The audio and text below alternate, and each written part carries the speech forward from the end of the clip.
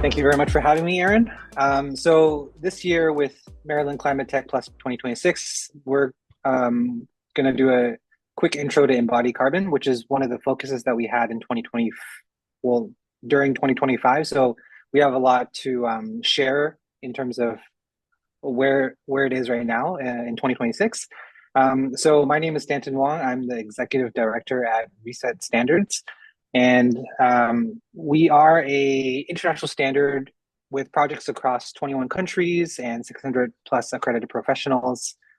And our focus is really on a couple of things. We want to empower regeneration, which is just another way of saying we look at um, holistically sustainability and health with long-term positive effects. And the way that we approach it is through a more data-oriented, performance-oriented focus. So quantitative, benchmarkable, audited data, which makes it easier for reporting and target setting. As a standard, we are modular, quantifiable, and defensible. That's what we aim for, and we can be applied across different spaces, buildings, offices, and retail. And we are broken up into two different parts. What we're most well known for is on the operational side, air quality, but a piece that we've been focusing on a lot in the past 2 years is recent embodied. And this is what we'll be focusing on in this presentation today. So why are we talking about embodied? So in carbon is a big topic generally around the world right now. And half of the equation is the focus that we normally have, which is operational carbon. That's the energy consumed, the greenhouse gases are generated from burning fossil fuels, et cetera. But the other half that we talk about less is embodied carbon, which is the carbon that it takes to create the materials that goes into buildings. So that includes all the manufacturing, the transportation, and the installation of these materials. And only when you add these two together do you get the full life cycle of carbon emissions. So embodied plus operational is where you get the full picture. Now, with embodied carbon, the way that some of these calculations work, this is called a LCA, life cycle assessment. It looks at, they number it from A1 to D, and A1 to A5 is going to be the main focus, which is the creation of the materials. So raw material supply, transportation, manufacturing, transport, and then assembly and construction. So after that, there's the use phase where you're looking at the maintenance of the building, and then there's an end of life phase where we look at disposal, demolition, et cetera. And there's a fun little piece at the end, D, called regeneration. That's looking at how can you recycle materials to lower the overall carbon impact of embodied carbon. So why is embodied carbon important? From our research, one of the things that we've seen before is it takes around 19 years for operational carbon to catch up to embodied carbon. And this makes it look like operational carbon will be significantly higher than embodied carbon because buildings tend to last a lot longer than 19 years. Something that is less considered is the embodied carbon impact of interior spaces, because when most people talk about embodied carbon, they're looking at just the core and shell. The core and shell is, the structure of the building, but if we include the interior, all the materials that go into interiors, this graph gets extended significantly, approximately double. So from 19 years to 37 years. And this is a very conservative estimate of the impact of what embodied carbon for interiors would add to the total embodied carbon piece. The reason for this is because on the right side, we can see that core and shell, it's the total carbon that is generated is not too bad. The thing with interiors is that every 8 or 4 years, or like sometime between 4 and 8 years, there's a renewal, as in there might be a tenant that has moved or an upgrade of the space, which means that you're tossing out a lot of the old furniture or the furnishings. This applies much quicker in retail environments, less quick in office environments, and then even less quickly in residential environments. But it still does happen. So this does increase the embodied carbon of buildings significantly because of how fast the change of materials occurs. If we look at global CO2 emissions in this pie chart, it shows that building materials and other building materials, oh, sorry. Yeah, building materials for core and shell and other building materials, they're basically half and half. And the building operation is 28%. So what we're seeing is overall, what we've seen before is the 11 and 10% building materials and other building materials, that actually doesn't include all the interiors data. So if you add it up, the interior stuff is actually existing in the 51%. So there is a lot more emissions that's not currently calculated. So with recent embodied, what are we personally, like from Reset's perspective, looking at? So we mentioned earlier that there's a regeneration piece. So aside from looking at embodied carbon, we also look at embodied circularity and on top of that, embodied health. And the reason for that is, I'll jump to that slide first and I'll come back. The reason for that is because in order to reduce carbon, we must increase circularity, which means if we can figure out ways to recycle these products more, we can actually decrease the embodied carbon of products and projects. And the reason why we look at health as well is because if you want to increase circularity, you have to you can only recycle products that don't have harmful chemicals in it.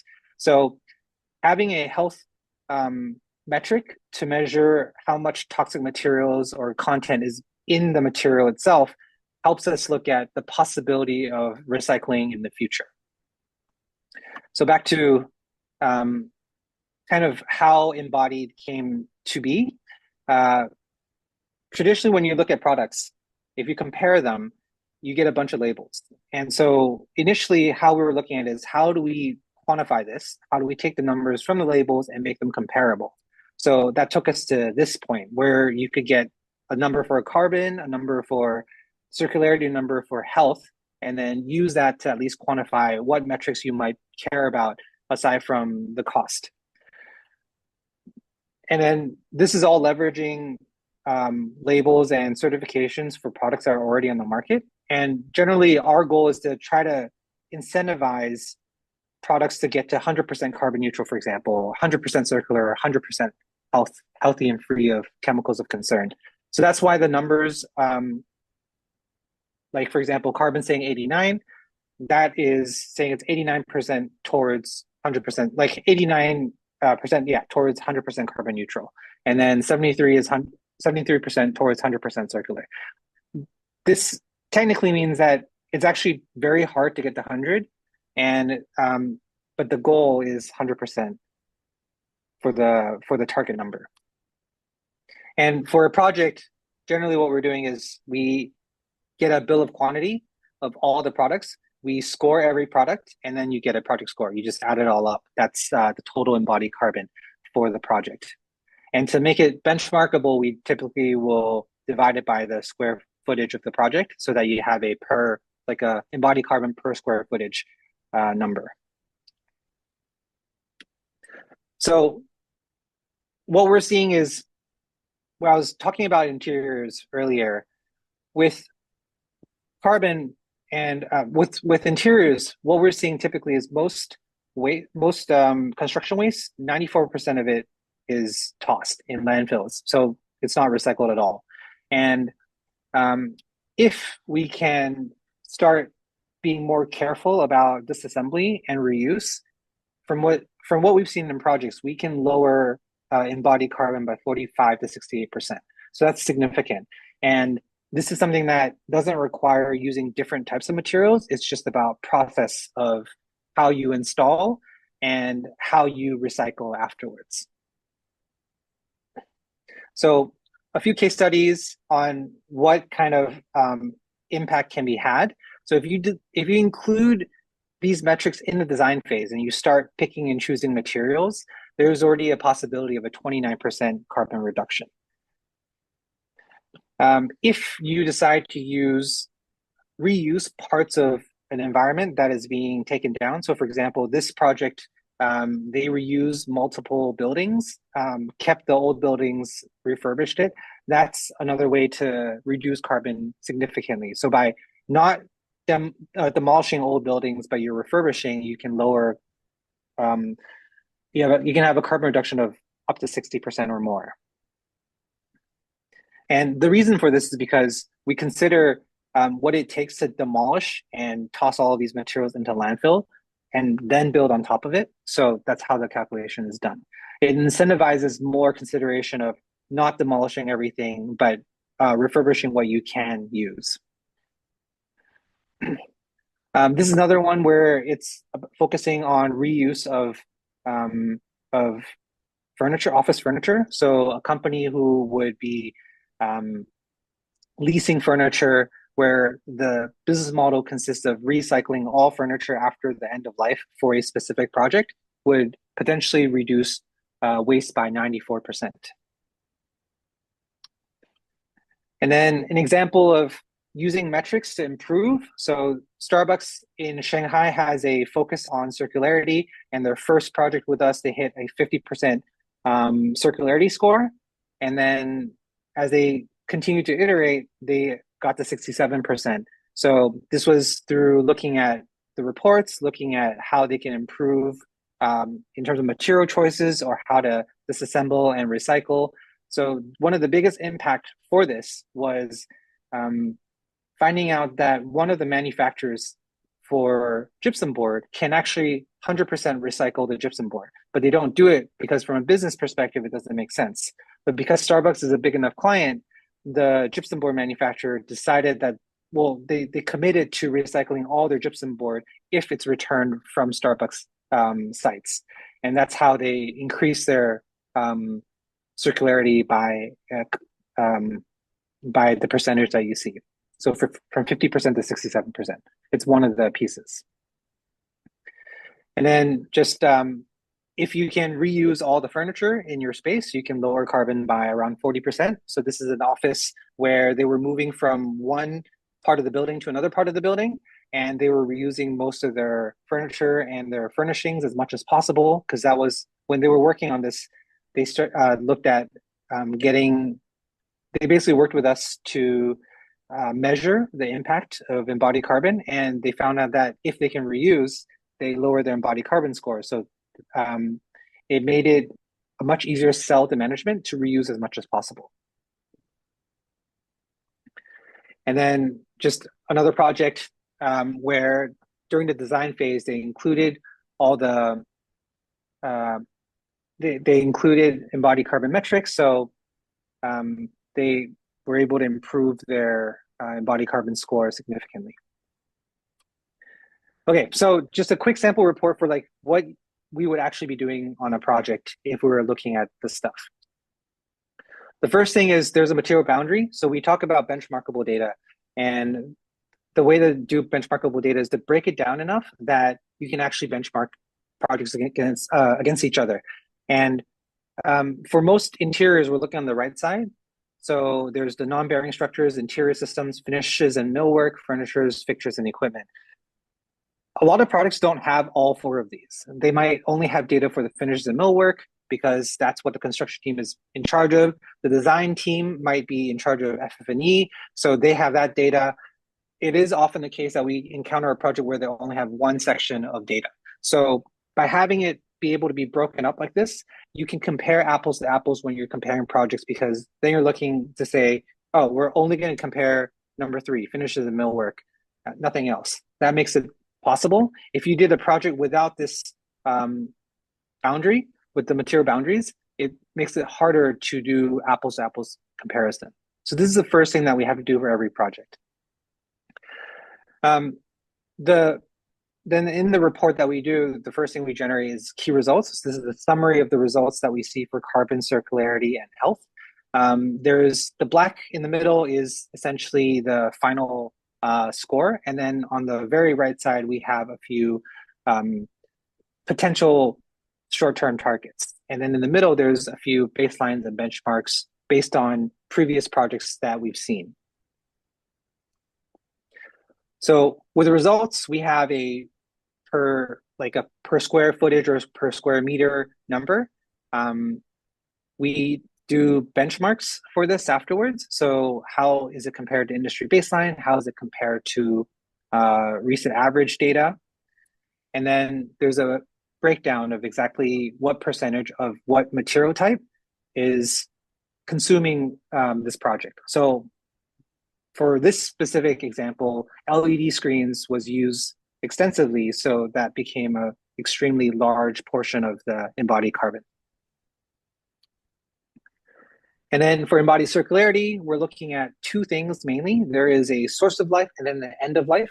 So source of life is how much of the initial materials installed is recycled. And then end of life is looking at how much of this can be recycled. So benchmarks, we look at this score. Is it better than industry baseline? Is it better or below recent average? And then there's a breakdown again of the key materials. So what is being recycled or what is recycled or biocycled content as a new material that's coming into the space? So the green parts are the ones that are recycled or biocycled. And then for end of life, we also look at what can be recycled. And then we break that down into two things as well. There is the potential, which is can be recycled or biocycled. And then there's the probable, which is looking at in this specific city or in this specific environment, will this project recycle this product? So an example, glass is not very often recycled in a lot of places, but it can be 100% recycled. So for a lot of these potential can be recycled or biocycled, if you can find a vendor to recycle it, then you increase your score because you're officially finding a way to recycle it. So we've done that for gypsum board, as mentioned before. There's firms that can now, or vendors that can now recycle concrete. So if you can remove the concrete from your space and work with that vendor, they will 100% recycle the concrete that is taken out of that space. And last one, health results. We look at how much of the products that go into the space by weight is red list free, which means there's no chemicals that are harmful within the product. There's a few benchmarks. And then again, we do a breakdown of how much of it is red list or unknown. So we look at unknown and we treat it really critically as if there was red list in it. So if there's no data that says anything about it, that is something that needs to be a project needs to be aware of. If they can find data for it, then great. If they can't, then it's still highlighted for the time being. And then after that, we have recommendations. So because we're looking at carbon, circularity, and health, there's things that we can pinpoint in the middle. So mineral wool and plywood, if you can find better options or eliminate them, then, well, you can't exactly eliminate those two, but if you can lower the amount that you use, then you can impact the project significantly. There's recommendations that are given for different products on how they can improve your project. And then short-term targets, as highlighted earlier on. What we see as, for this type of project, what we see as potential targets. So like you can go from 356.8 kilograms of CO2e per square meter. You can get it down to 287. Those are possibilities that we've seen in the market. So that's how the recommendations are generated. And one of the things that we've been working on a lot is working with design teams and looking at design for disassembly. So how can you design a project or like installation of materials where at the end of life, they can be disassembled with tools instead of a hammer, so that the product can be recycled in some way instead of all go to landfill. So where do we see this going? The standard got published at the end of last year. And so right now we're finalizing a lot of our software to be able to automate the process. So one of the things that needs to be done is automatic material scoring engine. So you input the material, automatic proxy data that goes in first so that you don't have to hunt for the data yourself. And then it scores everything. And if you want to improve the scoring on the data of the product, then you find better data. So you get EPDs or whatever, and you put it in. Specialized material libraries is so that once you build out your library, you can do comparisons of the products. And then for reset purposes, project embodied impact calculators. I was reading recently that like it's important for construction teams, if they want to be involved in this, they have to be able to see some of this information. And the process that we've kind of gone through is we can only really create these reports at the end of a project because that's when everything is finalized. But there needs to be a way for projects to be able to see the carbon data beforehand. So the power of what calculators will be able to do is, and especially software, is you input your BOQ, your bill of quantity, and automatically everything gets, like you get a summary of all the carbon data, the circularity data, the health data automatically. It does use proxy data in the beginning, but you at least get a view of what's possible. And if you build out your library where you get more data on your products, then that will become more and more accurate over time. So where we see the evolution of embodied carbon is an automatic software that will calculate everything for you so you can see and get a preview of everything. And then where reset comes in is to verify and certify the final score. And from experience, what we've seen is there's a lot of inputs that might be incorrect when you're first doing this. And so the verification process of reset is to make sure that all the data is correct so that if you ever submit it for getting credits for carbon neutral, et cetera, that it's completely robust and defensible. So that's our introduction to embodied carbon and what Reset's doing with it. Thank you very much. Stanton, that was great. Thank you so much. And thank you for participating for your third year at Climate Tech Plus. We really appreciate it. You've always been very generous with your time and information. I knew that the embodied standard was something that launched and is a recent ongoing standard. So I wanted people to be able to hear where you were. I've been spending the last couple of years just kind of getting my brain wrapped around the air quality part of Reset as Maryland's first and only Reset accredited professional. The embodied is just like, whoa, that's a whole other piece that I need to wrap my brain around. So I'm glad that you're at least spending some time articulating what's happening. So is this the embodied? Like I hear about it here in the States. Are you seeing much activity in regards to building owners and designers embracing this, the architecture industry? How are we embracing it in the US versus what's happening in Europe and Asia? I think the main region that is really adopting embodied right now is Europe because they have reporting requirements around embodied carbon. I didn't present it here, but they do a lot of work around scope 1, scope 2, scope 3, which is the GHG protocol. Hmm. Scope 1 is focused on energy consumption. It's on burning fuels. Scope 2 is buying secondary energy. So like if you buy energy where someone else is burning the fuel, that's scope 2. And then scope 3 is everything else. Embodied carbon is within scope 3. And for some organizations, this is something that they're starting to approach because they need to do the calculations for this for the reporting purposes. The ones that we've seen that are most keen on doing it are ones who are in retail, and because they have to calculate this, and what they've done traditionally is to use a cost-based method of calculating embodied carbon. So what that means is they'll look at the cost of the entire project, multiply it by a certain number, and that's their embodied carbon. We were recently involved in a project where the client had the cost-based method, and then by integrating us into their methodology, they lowered their embodied carbon like their total embodied carbon score for their organization by 50% for their construction because the data is more accurate and it was defensible for them to use that number. So if embodied carbon is part of your reporting purposes, then this is something that you can start looking at. And the industry is only going to get more and more mature where the data becomes more readily available and easier to access. Yeah, so as you're aware, Maryland has the most aggressive climate law in the nation, the Maryland Climate Solutions Now Act, otherwise known as our Building Energy Performance Standard, which is more on the operational carbon side of things. So from a business case perspective, return on investment perspective, um, is there a premium to use this methodology for construction, if it's new construction or for retrofit? And how do you kind of approach that conversation with people who are just kind of worried about their bottom line?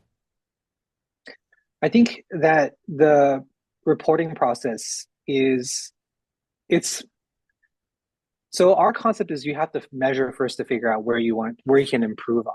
Hmm. And if you're only focused on the reporting, which is what we recommend most projects to start with, Hmm. you don't actually in, incur additional costs because you're using the same materials. You're all you're doing is adding one extra step of doing a final calculation of what is the embodied carbon of this entire project. Hmm. This starts with a BOQ, a bill of quantity. The reason why most of the time when we were involved with these reports um, is because we're coming in to certify, right? So we have to verify all the results, which means we can only come in once the project is done. The BOQ during the design phase versus the BOQ during construction and then versus the final implementation BOQ, they're all different. So that's why we're typically involved at the end. But we're seeing if you really want to improve, then you want to get in the beginning. You want to get numbers for carbon at the design stage. So that's why we've been basically building the software to integrate all the standards, requirements, and logic into it so you can see approximately what that looks like at the beginning.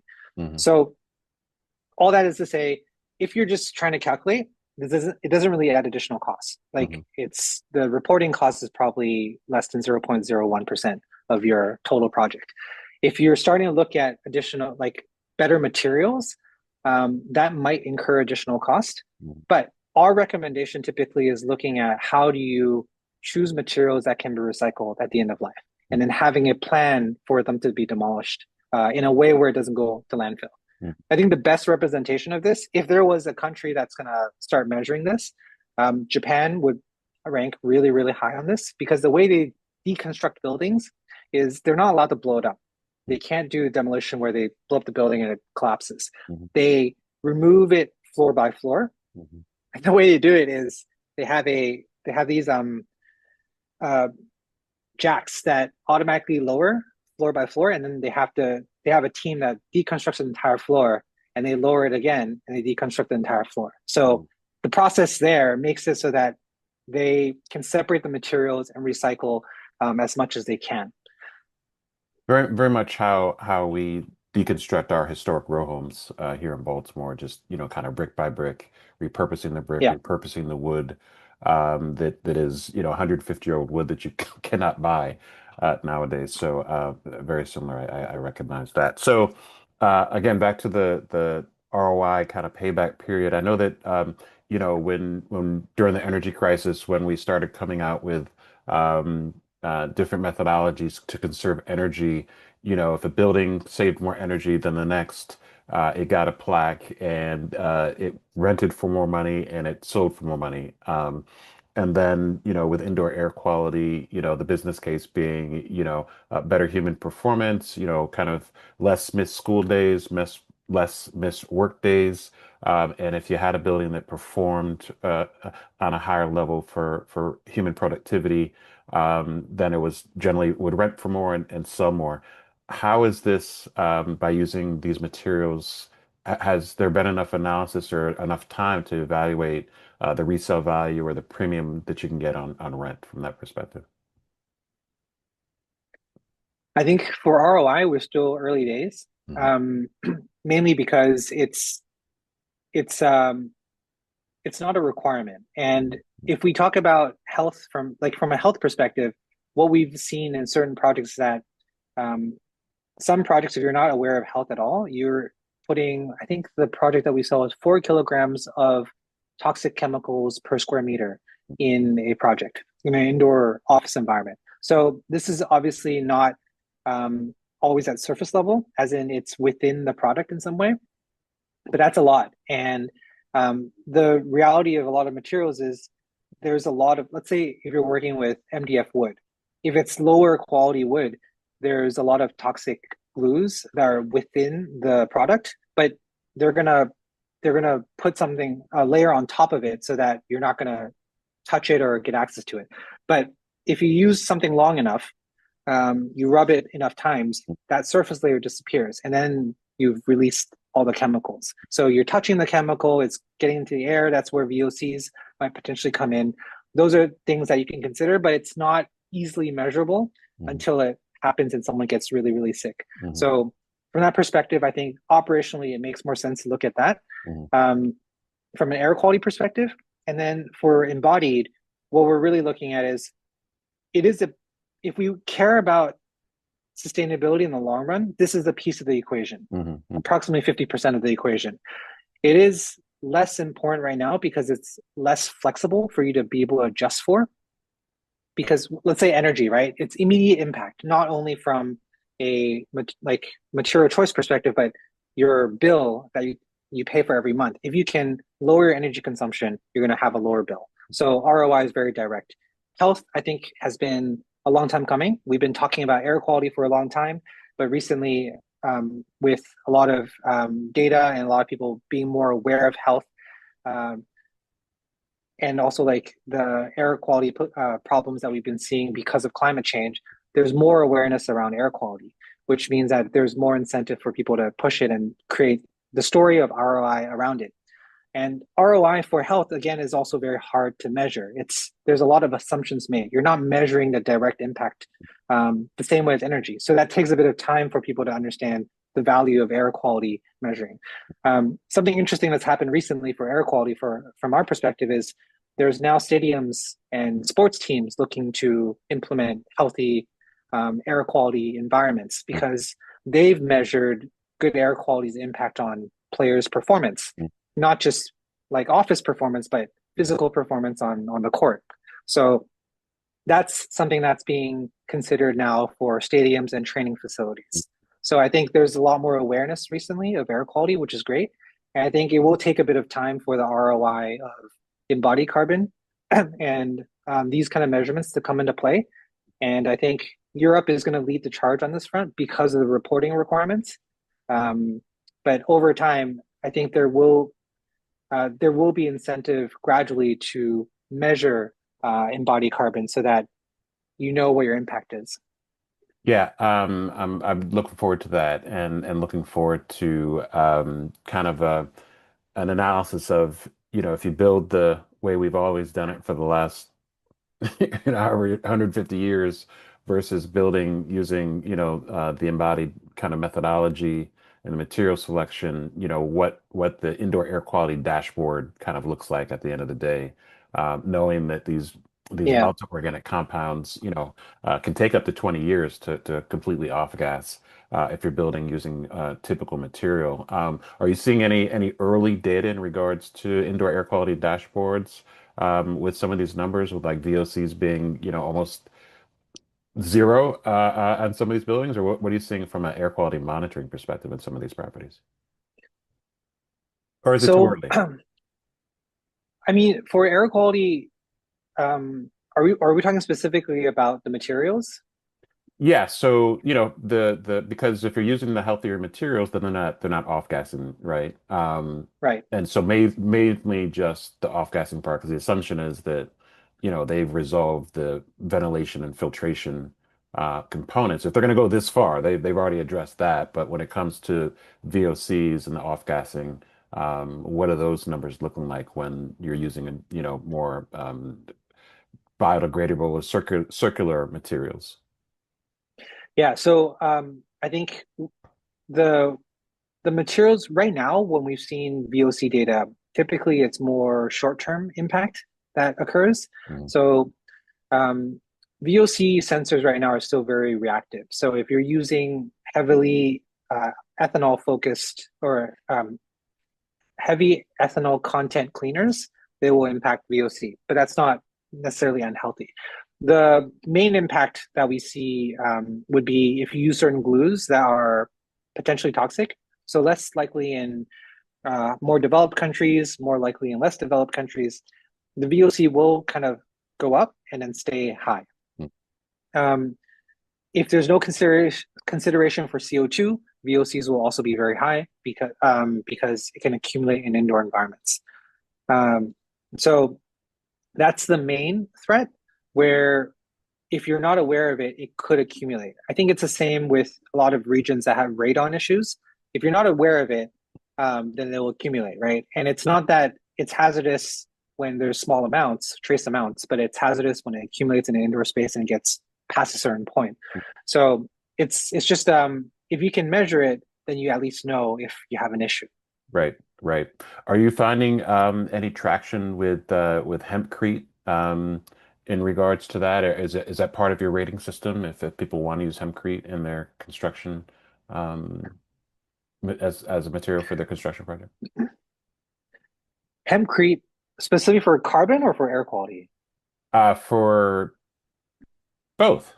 For carbon, right? Yeah. Well, if if there's so this is if there's companies designing sustainable materials, Hmm. they would probably want to have a way to advertise that their product is lower carbon. The difficult part in the market, as mentioned earlier, is the ROI. Like, Hmm. who cares? Which companies care about this selection of greener materials? Hmm. And I think part of it is like you can only target the large companies who are reporting carbon in some way. So I'll give an example. Like Apple has carbon reporting. For Disney has carbon reporting. They buy credits every year.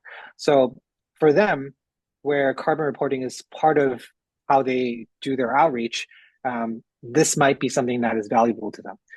From our perspective right now, our biggest clientele is in luxury retail, and part of it is because luxury retail, there's a lot of them based in Europe, and they do a lot of retail. And their environments are they're refurbishing their environments quite often, and they want to start tracking this data because they're having to report it to the government. Although the government doesn't require them to hit certain targets right now, they want to have a system in place so that when targets do come up, they're well prepared for it. And the goal right now is to look at how to collect the data, and then for the ones that are leading, they're already implementing improvements. So yeah, so that makes So sense. if So a yeah, European-based firm that is opening up offices or retail locations here in the States, they're most likely the ones that'll be maybe concerned about it because they've got to report back in their home country, their global footprint in regards to what we're talking about. correct. Yeah, So if anyone's listening to this and they are targeting a client or they have a client who's based in Europe, embodied carbon is something that they might be interested in. excellent, excellent. I think I think I ask you this question every year, hoping that the technology has evolved. So hopefully, I get a better answer this year. Um, we're very much into LiDAR technology and using, LiDAR technologies to create digital twins of kind of existing conditions as kind of a baseline for, being able to use it for, energy efficiency or being able to connect air quality data to the actual digital twin on a as-built property. Digital twin technology is always used for new construction, but we're also embracing it for as-built Yeah, properties. Sometimes we can go into a property that's going to be, do a deep energy retrofit, and we want to maybe use the LiDAR technology to be able to identify the different materials and maybe their embodied carbon rating. Um, has the technology evolved where a digital twin of existing conditions can make those different identifications and maybe suggest healthier materials as a replacement, whether it's a chair or a desk? Has the technology evolved to that point where LiDAR technology and AI can help define what's currently in a space? so I think maybe not necessarily LiDAR technology, but AI is getting to the point where it can recognize a lot of the materials that it Mhm. sees through a camera. Mhm. So it's going to be assumed. So as in it's not going to be verified. Like no third party is going to verify that data without getting more accurate information. But if you're trying to get a sample baseline of the project, so for example, let's say a residential space, if you scan through, right, there's a lot of data out there already for, let's say, like a wood panel or a mirror or like some kind of desk or kitchen cabinet, right? So AI would be, well, look at that, provide an estimate of what material was used, Mhm. um, and then look at uh, how heavy it might be. These are all guesses, and Mhm. then provide a guess of like where this might have been constructed in like so that we can have a some data for how much embodied carbon it took to make the product. Mhm. So with that, you can do an estimate, right? There's the thing that we've been doing is building a proxy database of this information so that you can just plug it into different materials that don't have um, product specific data. So I think we're getting close where AI is solving the um, initial data collection issue. There's databases being built of proxy data where you can assign embodied carbon, circularity, and health to a specific product as a estimate, and then you can improve upon it by getting actual certification of the product to get more accurate data. Uh, so yeah, I think we're going to get to the point probably within 1 or 2 years where you can take a camera, go into a space, film everything, and then it'll give you a pretty decent estimate of what the embodied carbon is, what the potential health um, risks are for the products that it can see on camera. And Obviously, you then can't look here, behind the products that it sees, and but then here are the alternatives moving forward if you're looking to do yeah, a retrofit, right? Hmm. Okay. correct. So alternatives is also a database that needs to be built. All right, great. So as we close out, Reset recently transitioned from a for-profit to a nonprofit, and I guess you transitioned your title from president to executive director. Congratulations. Can you talk a little bit about that transition? Kind of Thank you. why did you decide to go that route, and where do you see Reset moving forward with the nonprofit status? Yeah. So Reset was always a product within our company, Giga, right? And we decided with where we want Embodied Carbon to go with some of our clients that we've been working with. We want to really put away all questions around conflict of interest.